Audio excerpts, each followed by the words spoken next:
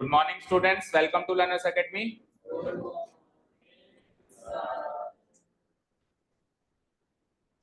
So today, first of all, we will cover the remaining one question of exercise 5.1 और उसके बाद कुछ समय बचता है तो अगले टॉपिक के बारे में डिस्कशन। ठीक है, ये आज का शेड्यूल है। सबसे पहले तो इस बचे हुए 5.1 के फर्स्ट क्वेश्चन को खत्म करें।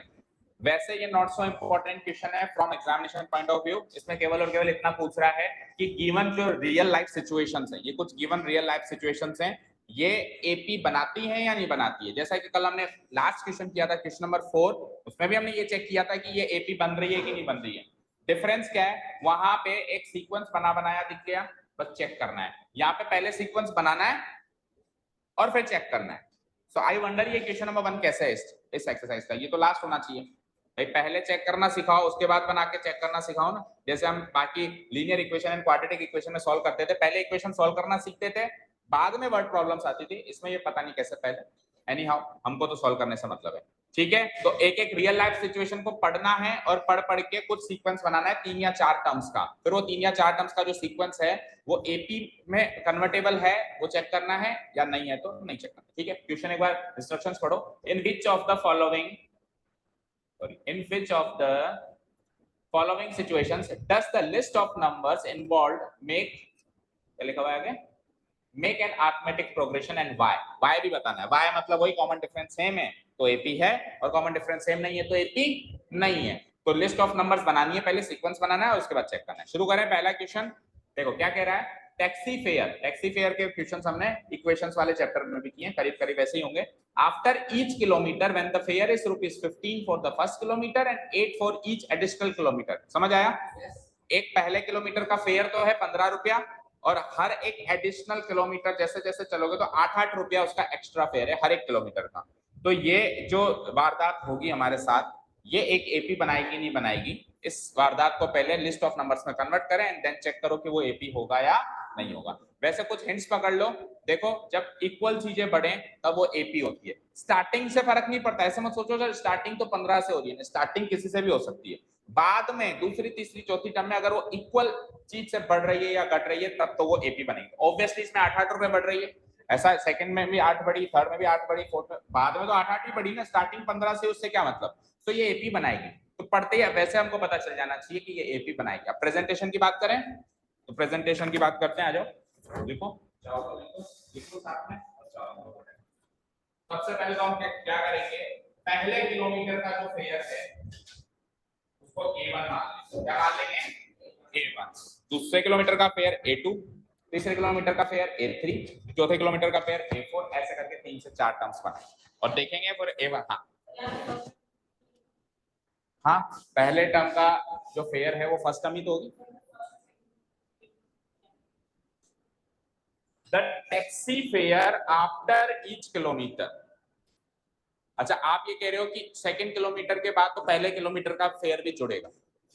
ठीक है, तो भी एपी बनेगा, चेक कर लो। उस सेंस में भी एपी बनेगा। ठीक है, चेक करते हैं। पहले किलोमीटर के बाद क्या क्या फेयर है वो चेक करो, दूसरे किलोमीटर के बाद क्या फेयर है वो चेक करो, तीसरे किलोमीटर के बाद क्या फेयर है वो चेक करो। 3 से 4 टर्म्स बनाना शुरू करें। चलो लिखो फेयर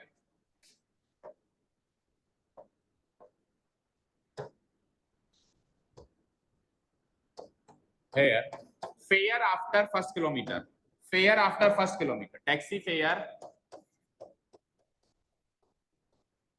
फेयर फेयर का मतलब समझो ना, किराया भाड़ा।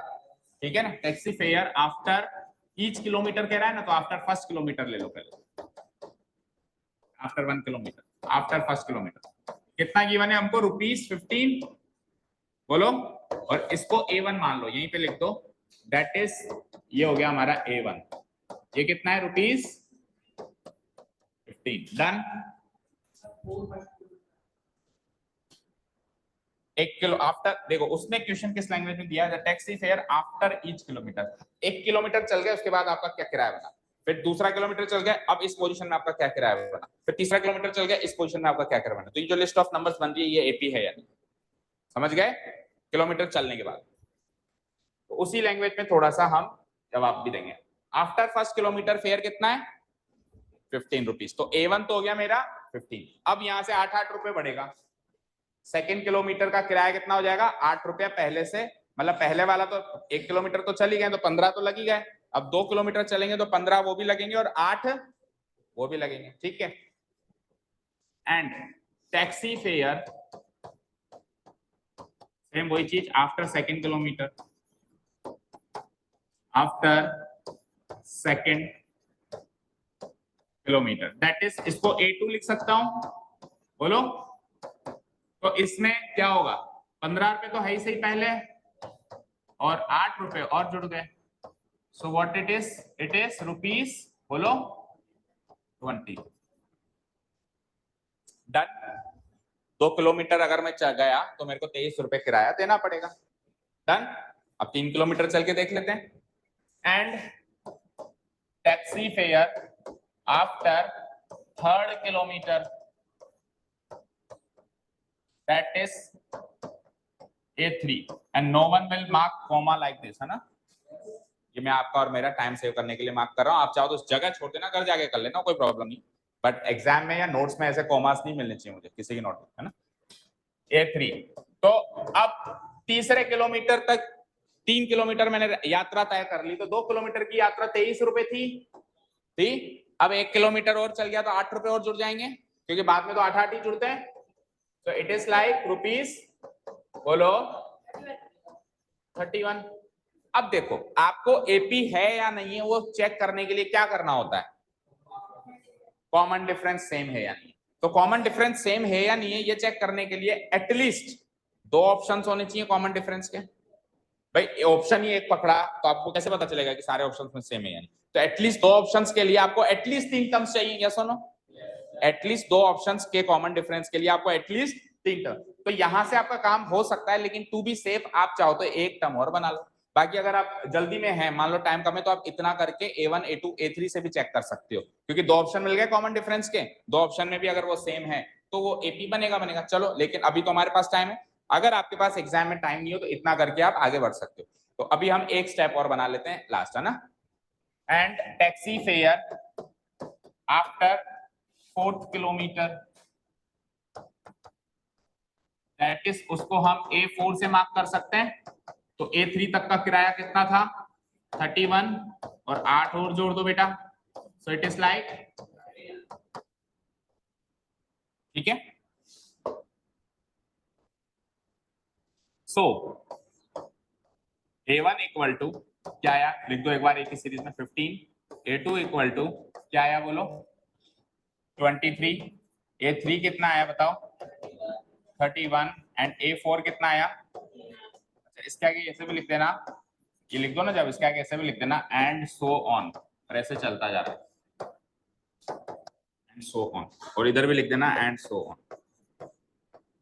तो ये अपन ने वर्ड प्रॉब्लम को सीक्वेंस प्रॉब्लम में कन्वर्ट कर दिया।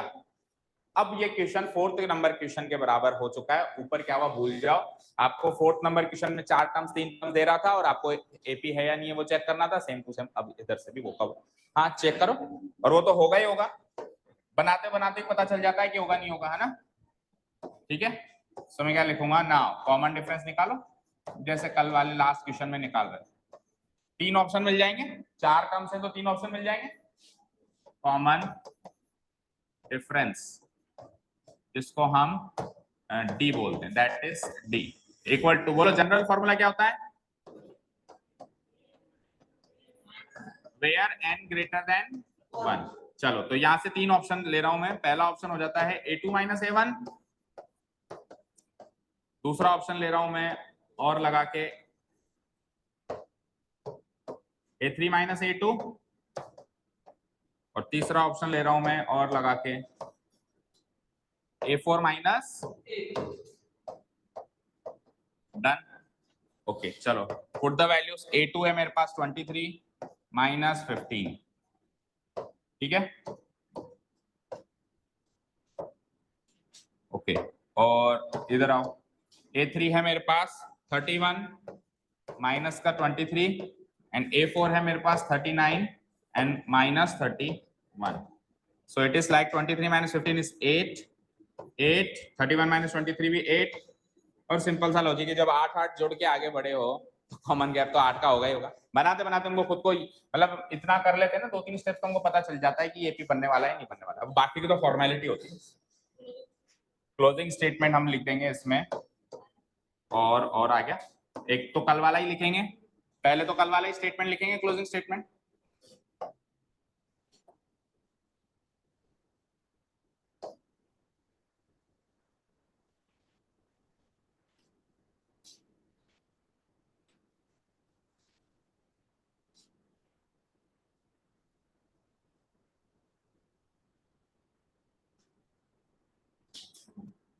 ठीक है, यहां तो हो गया नोट डाउन।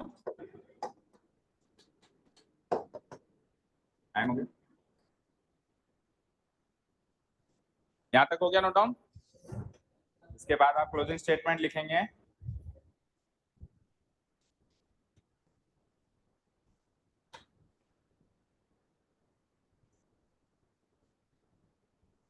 ओके लिखो, मैं बोलता हूँ। वही कल वाला, एक तो closing statement same here, common difference is same in all the cases या in all the options, so the given sequence forms an AP. ठीक है ना, so the given sequence forms an AP. चल गया here, common difference is same,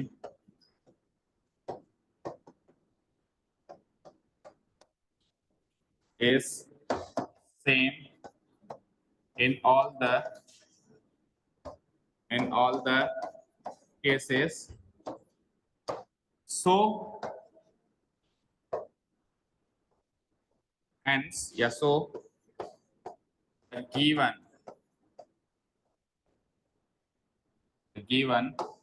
क्या था, which of the following situation, the given situation forms an AP। AP लिख दो या अरिथमेटिक प्रोग्रेशन लिखो, चलेगा। ठीक है, क्लियर।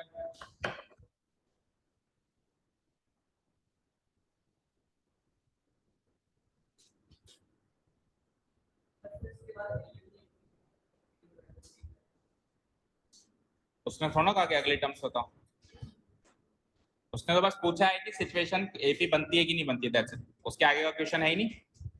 ठीक है, अगर वो कहता कि हाँ अगर एपी बनती है तो 5-7 किलोमीटर का किराया बता दो, तो फिर किराया बताते, आगे का 5 किलोमीटर का बताते, 6 का बताते या 7 का बताते, बट ऐसा उसने कुछ भी नहीं कहा, बस चेक करना है आपको। ठीक है, चलें नेक्स्ट क्वेश्चन पे। Okay, next question is the amount of air present in a cylinder. तो सिलेंडर है, गैस सिलेंडर है, उसमें एयर प्रेजेंट है या गैस प्रेजेंट है, कुछ भी मान लो, तो वो कितने अमाउंट में प्रेजेंट है। आपको सबसे पहले ये पकड़ना होता है कि A1 A2 A3 क्या होगा। तो A1 A2 A3 amount of air होगा। क्या होगा, अमाउंट ऑफ एयर। पिछले क्वेश्चन में क्या था, टैक्सी फेयर था, इस क्वेश्चन में क्या होगा, अमाउंट ऑफ एयर। ठीक है, अब सिचुएशन क्या चल रही है कि एक वैक्यूम पंप है, वैक्यूम पंप समझते हो ना, एयर को पंप करने का ना, तो वो क्या करता है, एक बारी में जैसे उस वैक्यूम पंप को कनेक्ट करते हैं ना सिलेंडर से, तो एक बारी में उसमें जितनी भी सिलेंडर में एयर प्रेजेंट है उसकी 1/4 वो निकाल के बाहर कर देता है। जितनी भी उस टाइम उसमें मौजूद है उसकी कितने निकाल के बाहर कर देता है, 1/4। फिर सेकंड टाइम लगाया, अब जितनी मौजूद है उसका 1/4 निकाल दिया। अब थर्ड टाइम लगाया, अब जितनी मौजूद है उसका 1/4 निकाल दिया। तो हर बार, हर ट्रायल के बाद कितनी एयर बची, जैसे शुरुआत में कितनी थी, एक तो वो ले लो, सेकंड टाइम जब पंप लगाया तब कितनी बची निकालने के बाद, फिर थर्ड टाइम पंप लगाया तब कितनी बची, फोर्थ टाइम पंप लगाया कितनी बची। तो जो बची हुई एयर है वो जो लिस्ट ऑफ नंबर्स बनेगी, बची हुई एयर एक लिस्ट ऑफ नंबर्स बनेगी। ठीक है ना, तो वो जो लिस्ट ऑफ नंबर्स है वो एपी बनाएगा या नहीं बनाएगा, ऐसा हमें सोचना है। ठीक है, क्लियर है। ठीक है, अब ऑब्वियस बात है इसमें बराबर बराबर तो निकलेगी नहीं, क्यों, बची हुई का 1/4 निकाल रहे हो, तो हर बार बची हुई का 1/4 अलग होगा ना। बोलो, सपोज करो, मान लो, अच्छा इसमें कुछ स्टार्ट करने के लिए, इसमें जैसे इसमें 15 रुपए और 8 रुपए था, इसमें स्टार्ट करने के लिए कुछ भी नहीं दे रखा, तो आप कुछ भी वैल्यू मान सकते हो, चाहो तो एक्स भी मान सकते हो। और एयर को हम किसमें नापते बताओ, वैसे एयर का देखो मैथमेटिकली हम एयर को सेंटीमीटर क्यूब में नाप सकते हैं, because it is a matter of volume, volume का मैटर है। बाकी साइंटिफिकली आपके जो भी यूनिट्स होते होंगे जो गैसेस को नापने के वो तो आप साइंटिफिकली साइंस की क्लास में तो आप वो यूज करें, बाकी मैथमेटिकली हम वॉल्यूम का मतलब क्या जानते हैं, सेंटीमीटर क्यूब या मीटर क्यूब, तो गैस सिलेंडर के हिसाब से हम चलाएंगे सेंटीमीटर क्यूब। तो लेट्स से कि 1000 सेंटीमीटर क्यूब शुरुआत में थी, ठीक है। अच्छा मैंने 1000 से क्यों स्टार्ट किया, आप जितने जीरो ज्यादा लगा 10,000 से करो, मैं तो ये कहूंगा, क्योंकि 1/4 जब आप निकालोगे ना, तो अगर आप मान लो किसी ने 100 से ही स्टार्टिंग की, तो 1/4 निकाल दोगे, तो 100 का 1/4 क्या होता है, 25 निकल गई, 75 बची। अब 75 का 1/4 करोगे तो डेसिमल में चले जाओगे, तो डेसिमल से बचने के लिए आप ज्यादा एयर को मानो, और कुछ भी नहीं मानना तो एक्स को मान लो, पर एक्स से फिर ज्यादा कंफ्यूजन होगा, एक्स से आप फ्रैक्शन में चले जाओगे, एक्स का 1/4 क्या होगा, x/4, तो बचा कितना 3x/4, फिर 3x/4 का 1/4 3x/16, उसको माइनस करो, तो ये ज्यादा कॉम्प्लिकेटेड कैलकुलेशन हो जाएगी। हम एक काम करते हैं, शुरुआत में एयर मान लेते हैं 10,000 सेंटीमीटर क्यूब, 1 मान लेगा तो उतना ही डेसिमल में जाएगा, फिर 0.25 निकलेगी उसकी 1/4 और बचेगी 0.75, फिर 0.75 का 1/4 कर, तो जैसे भी आप मानोगे कैलकुलेशन वैसे ही चलेगी। तो स्टार्टिंग में अपन 10,000 मान लें, ठीक है। सो हम मान लेते हैं कि शुरुआत में सिलेंडर में एयर प्रेजेंट है 10,000 सेंटीमीटर क्यूब, ओके। करें स्टार्ट, चलो लिखो, तो इसमें अजम्पशन से स्टार्ट हो रहा है सेंटेंस, है ना। So let the air present in the cylinder at initial level be 1000 centimeter. Let the air present in the cylinder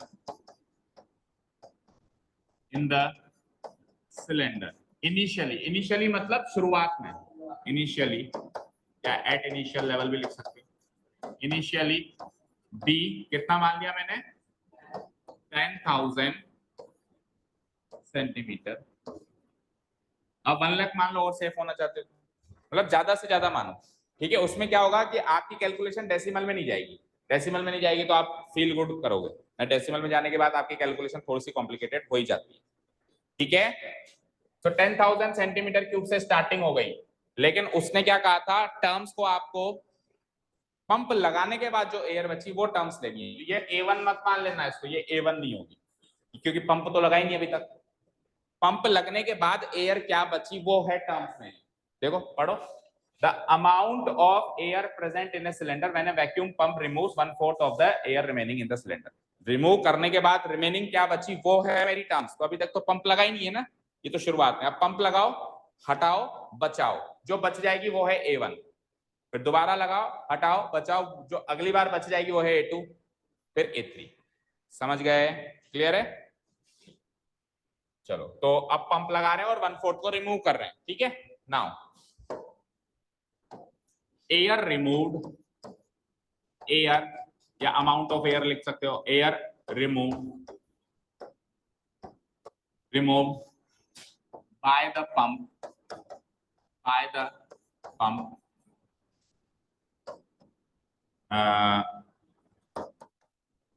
in the first trial में कितनी रिमूव हुई चेक करो, तो 1/4 रिमूव होगी जितनी अवेलेबल थी, तो अवेलेबल कितनी थी 10,000, तो 10,000 की 1/4 रिमूव हो जाएगी, बताओ 10,000 इंटू 1/4, इतनी तो रिमूव हो जाएगी। इसको काटूंगा तो कितनी बार कटेगा बोलो, 2500। रिमूव कितनी होगी वो पूछ रहा हूं मैं, रिमूव कितनी होगी, जितनी बची हुई है उसकी 1/4 रिमूव होगी।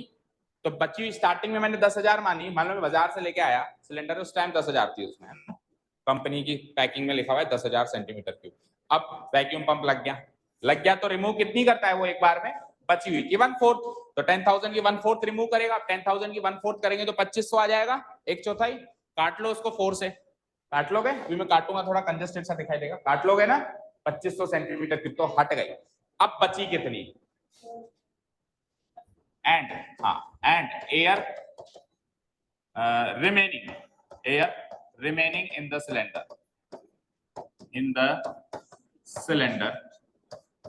after the first trial, पहली ट्रायल के बाद अब बची कितनी,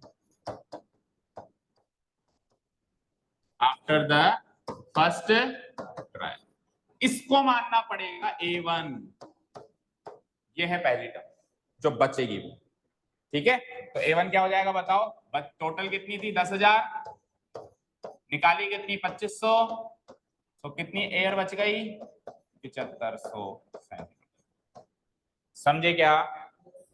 एक दो स्टेप इसमें एक्स्ट्रा इसलिए हो रहे हैं क्योंकि वो खुद नहीं दे रहा कि कितनी अवेलेबल है, तो हमको क्या एज्यूम करना पड़ रहा है, इसलिए एक दो स्टेप एक्स्ट्रा हो रहा है। पिछले क्वेश्चन में तो पहली स्टेप में A1 मिल गया था, इस बार दूसरी तीसरी स्टेप में हमको A1 मिला है, ठीक है। अब A2 निकालें, चलो इस बार A1 A2 A3 पर ही सीमित रहेंगे, है ना, क्योंकि थोड़ा लेंदी हो गया। चलो A2 निकालें। अब A2 निकालने के लिए अब लगाओ बची हुई पे 7500, अभी बची हुई कितनी है 7500, तो 7500 का 1/4 निकालेंगे हम। सो अगेन ये वाली स्टेप रिपीट हो जाएगी, कौन सी वाली, दिस वन, ये वाली स्टेप अगेन रिपीट करो। Air removed by the pump of in the second trial, थोड़ा नीचे से है ना, air removed by the pump, air removed by the pump in the second trial, in the second trial, तो कितनी remove करता है, बची हुई की 1/4 तो हमेशा रिमूव करता है।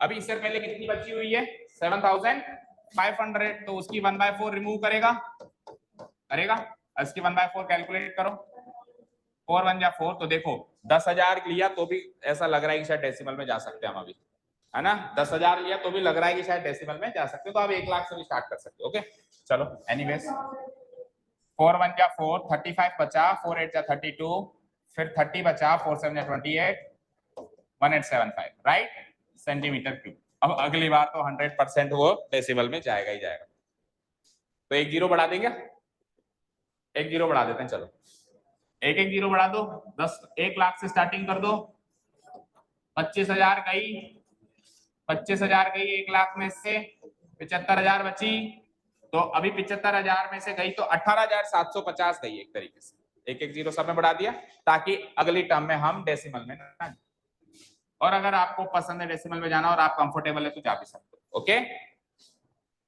ठीक है, समझ गए ना।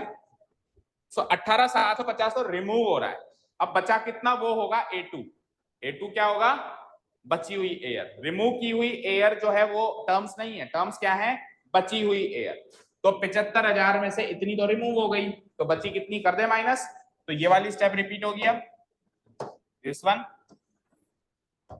करो repeat. So air remaining in the cylinder after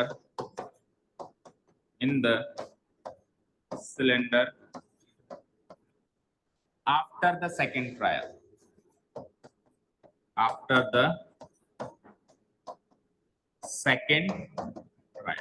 okay. सो इस ट्रायल से पहले कितनी एयर थी, इस ट्रायल से पहले थी 75,000 सेंटीमीटर क्यूब, और इस ट्रायल में रिमूव कितनी हुई 18,750 सेंटीमीटर क्यूब, सो करना माइनस 250, 4 2 6, सही किया क्या, चेक करो, 56,250 सेंटीमीटर क्यूब आया क्या, गलत है, चेक करो सही है क्या,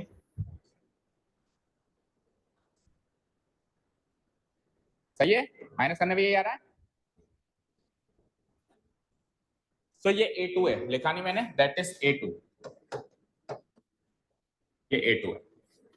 अब एक A1 और A2 से तो काम चलेगा नहीं, क्योंकि A1 और A2 से तो एक ही ऑप्शन मिलेगा कॉमन डिफरेंस निकालने का, आपको एटलीस्ट 2 ऑप्शंस तो चाहिए, बोलो एटलीस्ट 2 ऑप्शन तो चाहिए, तो एक A3 और निकालना पड़ेगा, यानी 2 बार और रिपीट होगी, करो अपने आप करो, ये वाली स्टेप फिर से रिपीट हो जाएगी, एयर रिमूव कर दो, अब इसकी इस स्टेप को रिपीट करो, air remove by the pump in the third trial, और फिर बची कितनी उसके लिए ये वाली स्टेप अगेन रिपीट कर दो, करो करो करो,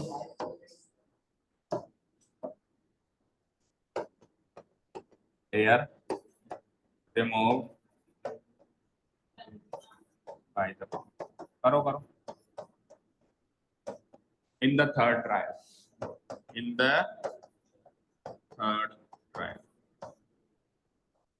बची हुई की 1/4 फिर से रिमूव करो। बची हुई कितनी है 56,250, इसकी कितनी रिमूव करनी है 1/4।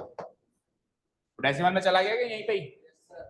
चलो अब जाना था तो जाना, 10 लाख से स्टार्ट करते हैं, ठीक है कोई बात नहीं, चलने दो, एक बार ही गया ना, एक टर्म में ही गया ना।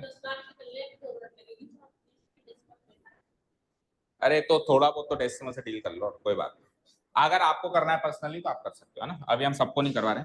4 1 जा 4, 4 4 जा 16, 2 बचा 0, 25, 4 6 जा 24, 10 बचा, 4 2 जा 8.5, सो 14,062.5 आ रहेगा, चेक करो 14,062.5। ओके, ये तो रिमूव हो गया है ना। अब बचा कितना, एक स्टेप हो रहा है, air remaining in the cylinder after the third trial. After the third trial. और इसको मैं कह सकता हूं A3, बोलो कह सकता हूं, that is A3। तो पहले कितनी थी 56 250 माइनस, अभी रिमूव कितनी कर रहे हैं अपन 14,062.5 करना, जरा माइनस, इधर स्पेस कम इधर लिख रहा हूं मैं, माइनस कर दो जरा, 0.5 तो आएगा ही आएगा, पॉइंट बचा 9 9 में से 2 गई 7, बचा कितना 4, 14 में से 6 गई 8, अच्छा 1, 6 में 4 गई 2, 5 में 1 गई 4, ये आ रहा है क्या 42,187.5, चेक करो यही आ रहा है, बिना चेक करे ही चेक करो यही आ रहा है, माइनस करने पे 42,187.5। अब कोई कहे सर मुझे इतना दूर का दिख नहीं रहा, तो बेटा माइनस तो अपने आप ही कर ले, बोल तो रही हूं मैं कितना आ रहा है, चेक कर लो, ठीक है ना। कंजस्टेड एरिया में कभी मैं अगर कुछ लिखता हूं ना, तो वही चीज लिखता हूं कि जो चीज आप खुद से भी कर सकते हो, इंपॉर्टेंट चीज मैं हमेशा फ्रंट में लिखता हूं ताकि साफ साफ दिखाई। सो A1 A2 A3 मिल चुका है हमको, राइट, आगे का काम मार्क करो होमवर्क, ठीक है। आपको A2 माइनस A1 करके देखना है, आपको A3 माइनस A2 करके देखना है, और वो कॉमन डिफरेंस सेम नहीं आएगा, तो आप क्या लिखोगे, here common difference is not same in all the cases, so the given situation does not follow an AP या does not form an AP। हो जाएगा आगे का काम, हाँ गलत है क्या,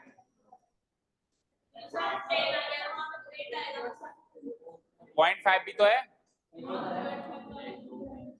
10 में से 2 गई तो 8 है, लेकिन 10 में से 2.5 गई तो 7.5 है, क्या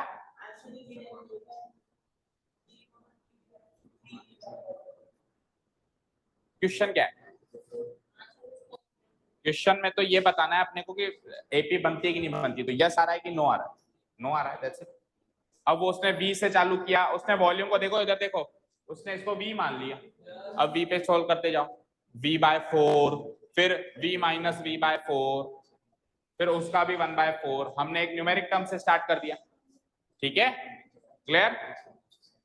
तो अब आपको कॉमन डिफरेंस कहां से कहां चेक करना है वो देख लो, एक बार तो चेक करना है A2 माइनस A1, तो कहां है A2, ये रहा A2, टेस्ट ये A2 ही तो है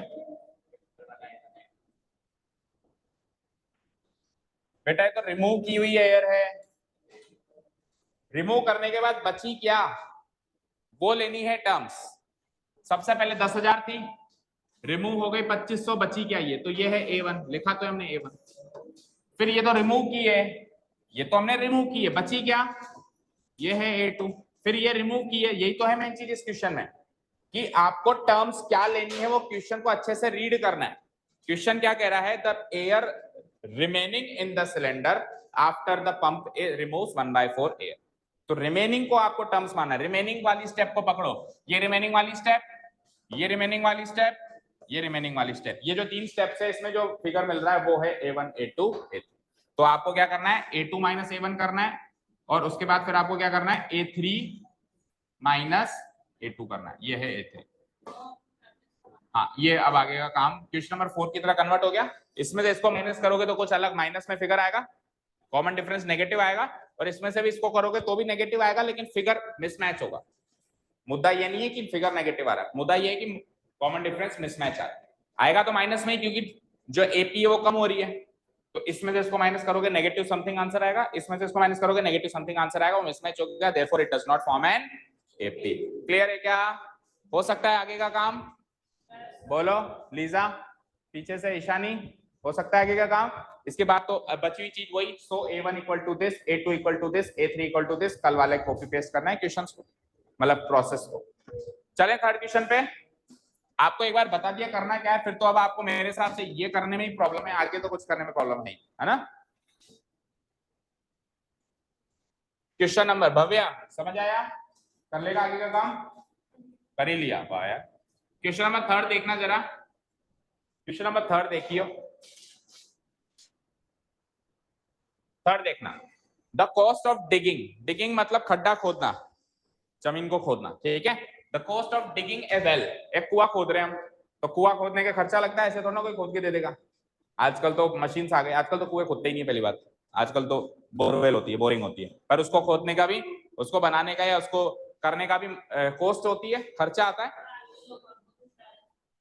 तो फ्री में कर देते हैं, कुआं है ही नहीं तो, मान लो है ही नहीं, अभी मेरे को करानी तो पहले मैं कुआं खोदूं, फिर उसके अंदर बोरवेल कराऊं, तो डबल खर्चा क्यों करूं, डायरेक्ट बोरवेल क्यों नहीं कराऊं?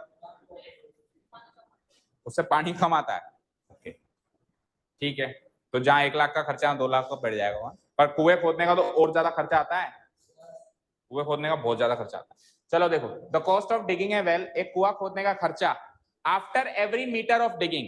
अब उनकी क्या प्राइसेस होती हैं, 1-1 मीटर की प्राइसेस होती हैं, जैसे 1 मीटर कुआं खोद दिया, बाहर आ जाएंगे, लाओ 1 मीटर के पैसे, तो फिर पैसे मिले तो अंदर जाएंगे वापस, फिर दूसरा मीटर खोद के आएंगे, लाओ दूसरे मीटर के पैसे दो, और हर बार उनकी कॉस्ट पहले से ज्यादा होगी, होगी नहीं होगी, क्योंकि जितना डेप्थ में जाएंगे उतना रिस्क ज्यादा है, उतनी मेहनत ज्यादा है।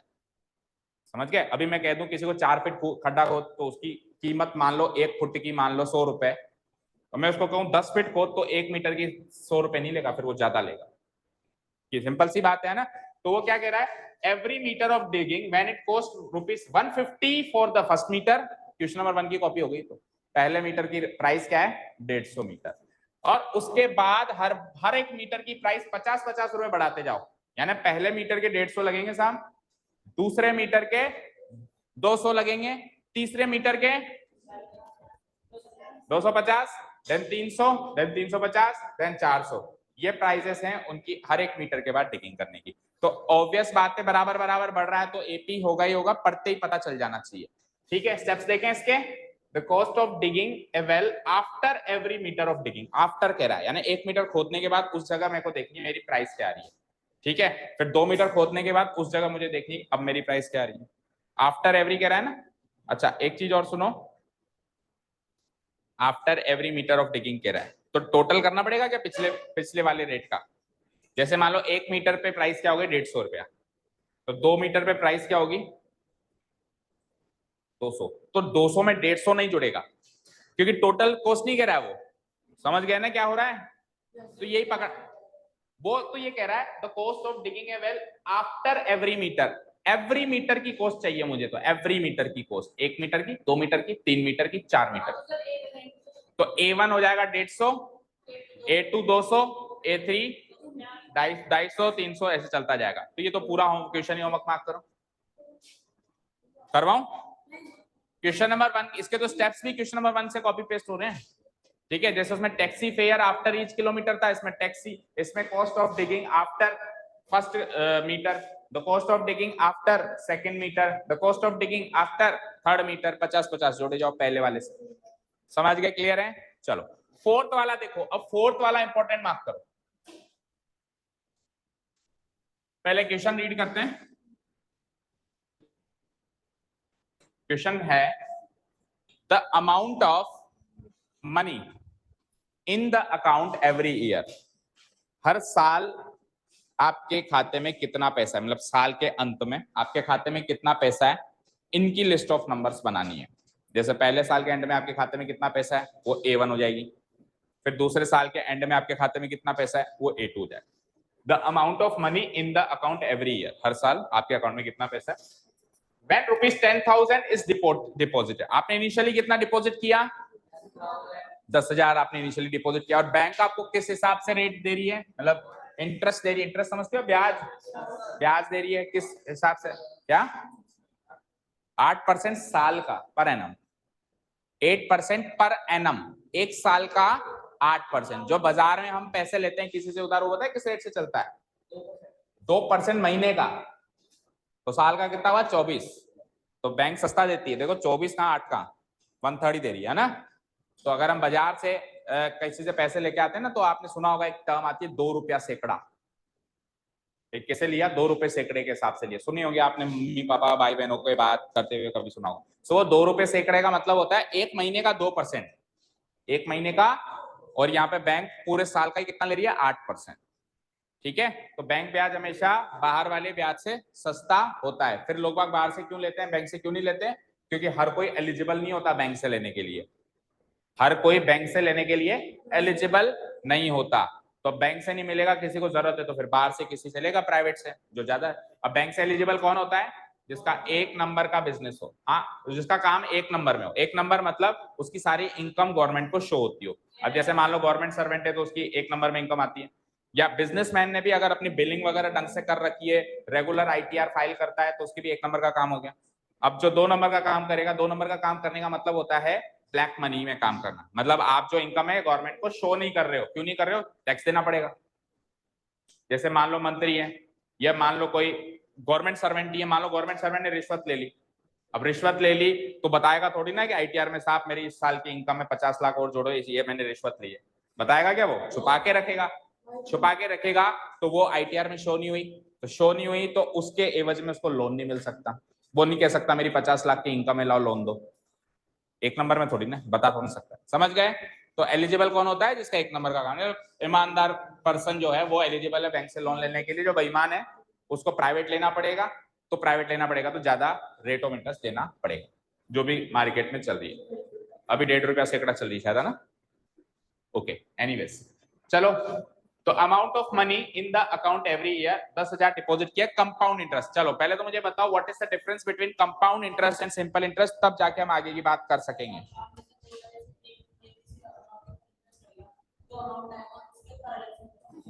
उसके ऊपर अलग से इंटरेस्ट के ऊपर इंटरेस्ट, ब्याज पे ब्याज, ये भी आपने घरों में सुना होगा कहते हुए, ब्याज पे ब्याज। देखो एक एग्जांपल लेते हैं अपन, है ना। पहले तो सिंपल इंटरेस्ट और कंपाउंड इंटरेस्ट में डिफरेंस क्रिएट करो। देखो यहां तो ले लिया मैंने सिंपल इंटरेस्ट, एंड इधर ले लिया मैंने, राइट साइड ले लिया मैंने कंपाउंड इंटरेस्ट, ठीक है। अब देखो लेट्स से मैं 1,000 पे डिपॉजिट कराता हूं बैंक, कितने डिपॉजिट कराता हूं इनिशियल, तो इधर भी 1,000 पे डिपॉजिट हुए और इधर भी 1,000 पे डिपॉजिट, ठीक है। या 10,000 ही मान लो जो बुक में फिगर गिवन है, ठीक है। तो उसका आधा कैलकुलेशन हम यही कर लेंगे, है ना, फिर स्टेप्स इतनी ले जाएंगे। तो सिंपल इंटरेस्ट में मान लो कितने रुपए इंटरेस्ट मिल रहा है आपको 8%, कितना मिल रहा है, तो पर एनम का मतलब होता है ईयर, ठीक है। कॉमर्स लैंग्वेज में या मैथमेटिकल लैंग्वेज में एनम का मतलब क्या होता है, ईयर। तो एक साल का 8%, एक साल का 8%। तो अगले साल जब आप बैंक में जाओगे पूछोगे मेरा कितना रुपया बनता है, तो 10,000 तो सेव्ड है, उसमें 8% और जुड़ गया होगा, बताओ 8% और जुड़ गया होगा। सो इधर देखते हैं इंटरेस्ट कितना मिला, इधर इंटरेस्ट कितना मिला 8% के हिसाब से मिला। सो 8% मतलब 8/100, 10,000 का बोलो कितना मिला, 0000 800 रुपए मिला। तो उधर भी उतना ही मिला, उधर भी उतना ही मिला, क्योंकि पैसा तो उधर भी 10,000 ही था और रेट ऑफ इंटरेस्ट उधर भी 8% ही था, एक जीरो ज्यादा लग गई है ना, 800। तो कहने का मतलब है सिंपल इंटरेस्ट हो या कंपाउंड इंटरेस्ट हो, एक साल के बाद का ब्याज तो दोनों में बराबर होता है। एक टेन्योर का या एक कैलकुलेशन का ब्याज या इंटरेस्ट दोनों में बराबर होगा, चाहे से सिंपल इंटरेस्ट का केस हो और चाहे से कंपाउंड। लेकिन अगले सालों में डिफरेंस आना शुरू हो जाएगा। कैसे, अब मुझे बताओ आपका टोटल अमाउंट कितना बना, इधर कितना बना 10,000 प्लस 800 10,800। और उधर कितना बना, उधर भी वही बना, पहले साल के एंड में तो नो चेंज, पहले साल के एंड में तो। अब दूसरे साल में इंटरेस्ट कितना बना कैलकुलेट करते हैं, तो ध्यान से। अब सिंपल इंटरेस्ट में तो 8% जो कैलकुलेट होगा ना, वो ओरिजिनल अमाउंट का होगा जो शुरुआत में आपने डिपॉजिट कराया, और कंपाउंड इंटरेस्ट जो 8% कैलकुलेट होगा ना, वो बचे हुए अमाउंट का होगा जो आज में आप। तो शुरुआत में सेम क्यों हुआ, क्योंकि शुरुआत तो डिपॉजिट वही था, भी वही था, लेकिन सेकंड केस में शुरुआत का तो 10,000 रुपया अमाउंट है, और अमाउंट जो कैलकुलेटेड है इस समय 10,800। तो सिंपल इंटरेस्ट में तो 8% हर साल 10,000 रुपए लगेगा, हर साल, तीसरे साल भी वही 10,000 रुपए, चौथे साल भी वही 10,000 रुपए। तो आप मानते हो बराबर बराबर बराबर इंटरेस्ट मिलेगा 800 800 800 800, क्योंकि हर बार 10,000 से कैलकुलेट कर रहा है वो, तो हर बार 800 800 800 मिलेगा। तो in short I can say कि simple interest is a clear cut example of AP. Simple interest का मुद्दा एपी का एग्जाम्पल है, क्योंकि उसमें 800 800 800 800 800 हर साल आपके 800 800 ही बढ़ेंगे। एक पहले 10,000, फिर 800 बढ़ गए, फिर और 800 बढ़ गए, फिर और 800 बढ़ गए, फिर और 800। लेकिन compound interest is not a case of AP, क्योंकि उसमें 800 800 नहीं बढ़ेंगे, अब ज्यादा बढ़ेंगे। देखो पहले 8% आपने 10,000 पे कैलकुलेट किया था, अभी तो 10,800 पे कैलकुलेट कर रहे हो। तो 10,800 पे कैलकुलेट करूंगा मैं, तो ये आ जाता है 864 रुपए 64, और इधर तो वही 10,000 पे कैलकुलेट हो रहा है, तो इधर तो वही आया मेरा 800। तो देखो पहले साल का इंटरेस्ट इधर भी 800 था, इधर भी 800 था, लेकिन सेकंड साल का इंटरेस्ट इधर तो 800 है और उधर कितना है 864। तो ये 64 रुपए पता है कैसे बढ़ा, आपको ब्याज पे ब्याज मिला है। पिछले साल का इंटरेस्ट 800 था ना, उस 800 पे भी आप 8% जोड़ो, 64 रुपए होता है भाई। 800 पे आप 8% जोड़ो तो कितने रुपीस होता है, 64 होता है। तो ये 64 रुपीज एक्स्ट्रा आपको उस 8, उधर 10,000 का तो मिला ही मिला, इस ब्याज का भी ब्याज मिला। जो ब्याज मिला तो आपकी रकम बढ़ गई, तो जो एक्स्ट्रा बढ़ी उस पे भी इंटरेस्ट दिया है बैंक। समझ गए कंपाउंड इंटरेस्ट का मतलब and simple interest. Simple interest पे आपको ब्याज पे ब्याज नहीं मिलता, ओरिजिनल अमाउंट पे ही ब्याज मिलता है। जो ब्याज मिल रहा है बस वो ऐड होता जा रहा है आपके अमाउंट में। लेकिन कंपाउंड इंटरेस्ट में आपके 1 साल के बाद जो रकम बनी उसमें ब्याज भी शामिल है, उस रकम पे ब्याज मिलता है, दैट मींस ब्याज पे भी ब्याज मिला, और वो 64 रुपीज इसलिए डिफरेंस क्रिएट हुआ। ठीक है, तो इंटरेस्ट अलग हो गया ना, पहले साल का 800, दूसरे साल का 864, तो ऑब्वियसली ये एपी नहीं होगी। समझ गए, ये पता है क्या होगी, नेक्स्ट ईयर सीखोगे, जीपी। ये क्या होगी, जीपी, क्योंकि इसमें एक मल्टीपल में आपका अमाउंट तो बढ़ेगा, एक फिक्स अमाउंट नहीं बढ़ेगा, एक फिक्स चीज से मल्टीप्लाई होकर आपका अमाउंट बढ़ेगा। ठीक है, अब है बहरहाल हमको तो चेक करना है कि कंपाउंड इंटरेस्ट में एपी है या नहीं है। आधी से ज्यादा तो चेक कर लिया है, स्टेप्स लिख लो और खत्म करो, आ जाओ। बैंक जो है वो कंपाउंड इंटरेस्ट देता है, कंपाउंडेड हाफ ईयरली जनरली।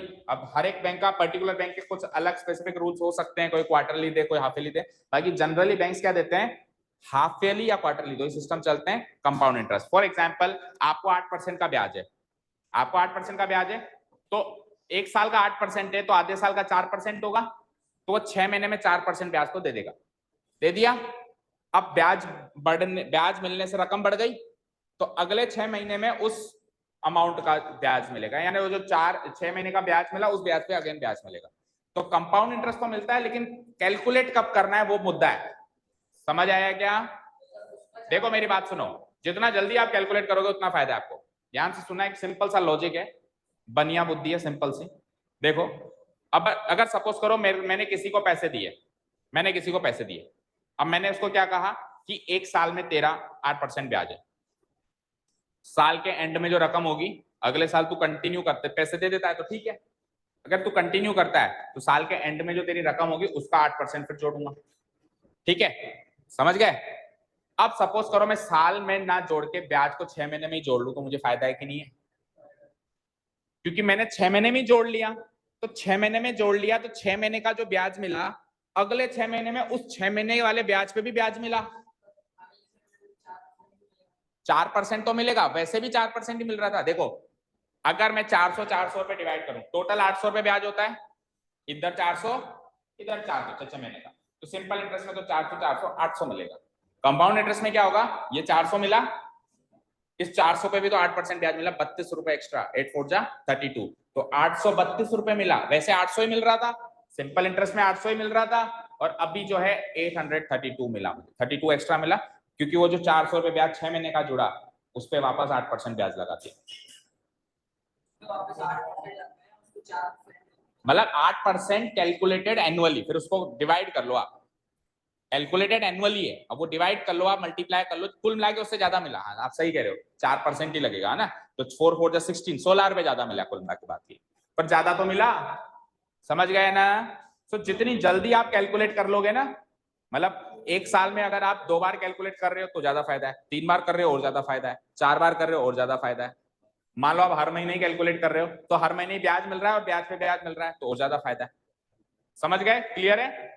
तो बैंक्स जनरली क्वार्टरली या हाफ ईयरली के सिस्टम से चलती है, या तो क्वार्टरली कैलकुलेट होता है या हाफ ईयरली कैलकुलेट होता है। क्लियर हो गया, चलो अब मुद्दे पे आओ। तो कितना इनिशियल इन्वेस्टमेंट है हमारा, 10,000। तो सबसे पहले तो लिखो, अच्छा अब इस 10,000 को फर्स्ट टर्म लेनी है क्या, बोलो, क्वेश्चन पढ़ो ढंग से, मुझे बताओ ये 10,000 पहली टर्म होगी या इसके अगली वाली पहली टर्म होगी, होगी।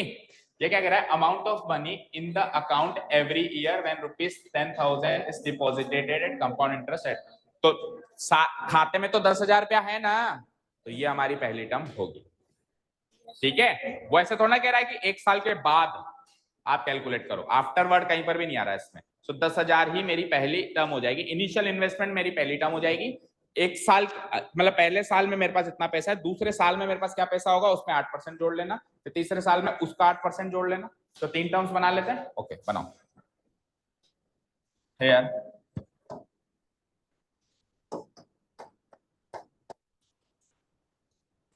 Amount of money in the first year, in the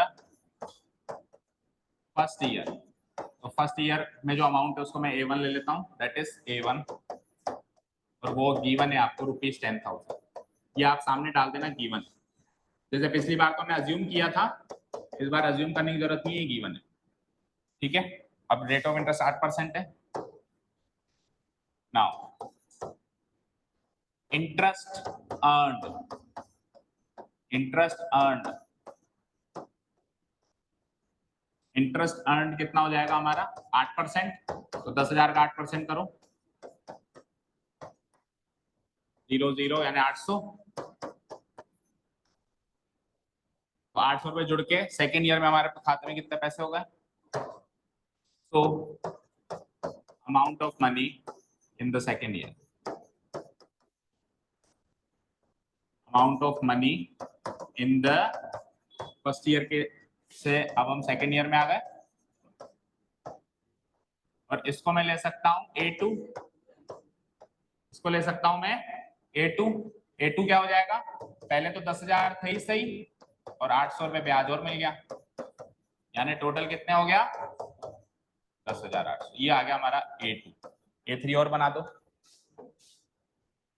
again interest earn करो, अगेन इंटरेस्ट चलाओ, इंटरेस्ट अर्न,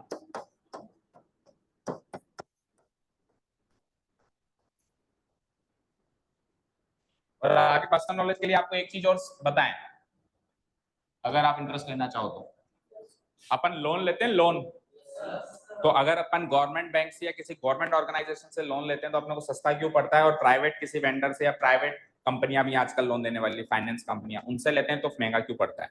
देखो बैंक जो होती है नेशनलाइज्ड बैंक यानी पब्लिक सेक्टर बैंक्स, वो क्या करती हैं कि जैसे जितना अमाउंट आपने लिया उसका ब्याज लगे जाएगा, 1 महीने का ब्याज जो भी होगा, तो 1 महीने के बाद आपने ईएमआई दे दी, ईएमआई समझते हो, इक्वल मंथली इंस्टॉलमेंट, किस्त है जिसको अपन बोलते हैं, किस्त देते हो आप उस लोन की, जैसे आपने किस्त दी, ईएमआई दी, तो आपका लोन अमाउंट कम हो गया, तो अगले महीने बचे हुए अमाउंट का ही ब्याज लेती है वो, 5 लाख का ब्याज नहीं लेंगे।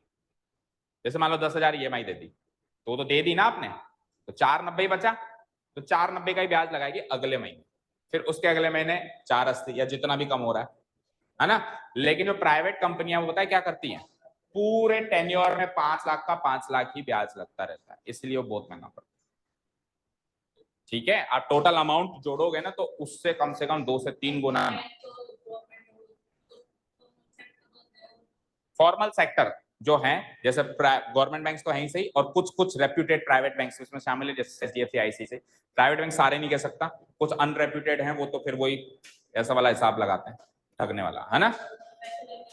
और दूसरी चीज, जो अपन गाड़ी लेते हैं ईएमआई पे, उसमें भी हमारा यही हिसाब चलता है, ठगने वाला। तो इसीलिए कभी भी कोई गाड़ी ले तो वो जो कंपनीज आपको कहे ना कि हम आपका फाइनेंस करवा देंगे, तो उनको हाथ जोड़ो, हम अपने आप करवा लेंगे।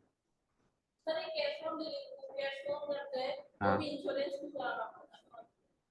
ये तो देखो अब उनकी अपनी अपनी पर्सनल व्यवहार और पर्सनल मार्केटिंग स्ट्रेटेजीज है। आप अगर अड़ जाओ तो मत कराओ चाहे से, बट वो फोर्स करेंगे कि करा लो, क्योंकि उनका फायदा है, उनको कमीशन मिलता है, ठीक है। वो एक अलग मुद्दा हो गया, ठीक है। जैसे आप गाड़ी लेने जा रहे हो, तो वो जैसे मान लो आप मारुति सुजुकी की गाड़ी लेने जा रहे हो, तो वो शोरूम वाला कहेगा कि हम फाइनेंस करवा देंगे, तो अगर वो फाइनेंस कराएगा ना, तो वो सेकंड तरीके से करवाएगा, पूरे टेन्योर में जो आप ईएमआई दे रहे हो उस पर भी ब्याज लेगा, ठीक है। तो आप उसको क्या कहो कि नहीं, गाड़ी हम फाइनेंस करवाएंगे।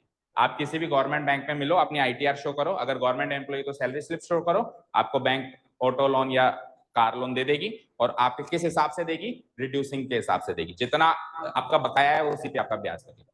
तो जागो ग्राहक जागो, है ना। कभी अगर ऐसा मौका आए तो हमेशा लोन लेना हो तो गवर्नमेंट बैंक्स का सहारा लिया करें। कोई भी प्राइवेट में आपको कहने की कोशिश करे, वो इजी वे में कर देते हैं, उनका पेपर वर्क नहीं होता, फटाफट फटाफट कर देते हैं, क्योंकि उनको ज्यादा पैसा मिल रहा है। इधर थोड़े से 2-4 धक्के खाने पड़ते हैं, क्योंकि काम बहुत होता है।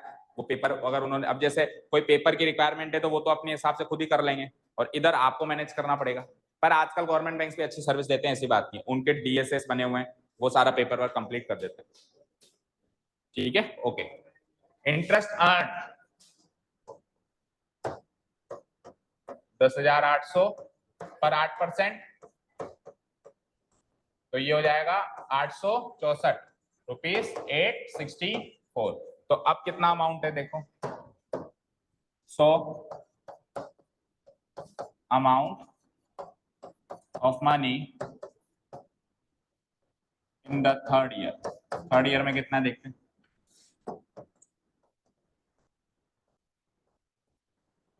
That is A3। तो पहले तो 10,800 तक तो गाड़ी आई गई थी, और इस साल का ब्याज और जोड़ लो आप, कितना जुड़ेगा, 864। तो इट इज लाइक कितना हो जाएगा, जोड़ना जरा, 11664, यही होगा क्या। अब आगे का काम आप कर ही लोगे, चाहो तो एक टर्म और बना सकते हो A4। अगर A4 बनाना हो तो क्या करेंगे, इस रकम पे 8% और जोड़ेंगे, है ना, और फिर A4 क्या होगा, वो रकम इसमें जोड़ देंगे। इंटरेस्ट जो भी बनेगा इसका 8% जोड़ेंगे, वो इंटरेस्ट बनेगा, उसको इसी में जोड़ देंगे, वो A4 बन जाएगी। नहीं तो 3 टर्म्स भी सफिशिएंट है। आपको किस में से किसको माइनस करके चेक करना है, A2 माइनस ये A2 माइनस ये A1, तो इसका गैप तो 800 आ रहा है, इसका गैप क्या आ रहा है, 800, और फिर इसमें से इसको माइनस करोगे तो इसका गैप 864 आ रहा है। Here common difference is not same in all the cases, so it does not form an AP। Suppose करो सिंपल इंटरेस्ट होता, तो ये 8% 10,800 पे ना जुड़ के 10,000 पे ही जुड़ता, तो इधर भी ब्याज 800 ही बनता, तो 800 ही बनता, तो 11,600 होता, तो 11,600 में से 10,800, अगेन ये 800 ही आता, तो गैप बराबर होता 800-800। तो सिंपल इंटरेस्ट में एपी बनेगी, शॉर्टकट तरीका भी याद रखो, और कंपाउंड इंटरेस्ट में एपी कत्ता ही कौन बना, ठीक है। जाओ, कल हम नेक्स्ट टॉपिक शुरू करेंगे, general term of an AP, nth term of n, ठीक है। Thank you so much for listening to us, have a nice day, keep learning bye. काम सारा कंप्लीट करो।